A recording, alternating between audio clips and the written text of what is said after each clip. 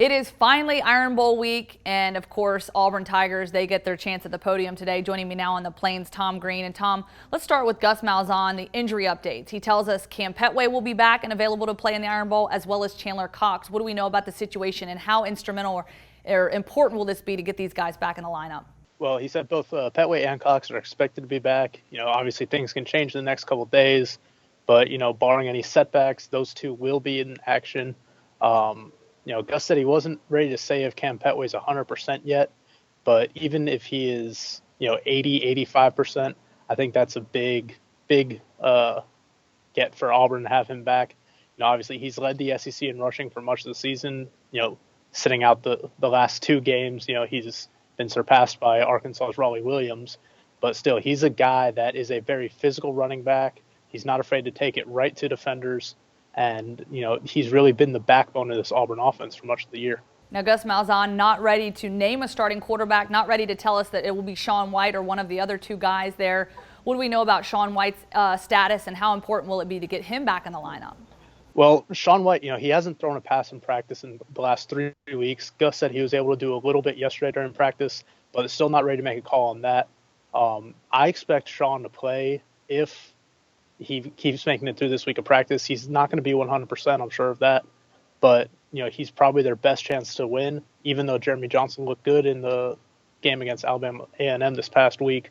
Shaun White got them to where they were to this point. He's the most efficient passer in the SEC, and I just think he gives him the best opportunity to win. If he's not able to go, I do expect Jeremy Johnson to be able to start at quarterback, just because they seem to trust him more to pass the ball against Alabama than they would John Franklin III.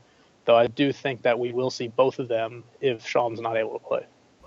Okay, and lastly, what did Gus Malzahn have to say about the Crimson Tide, the team that they're going to face this weekend, some of the biggest challenges that they pose to this Auburn team?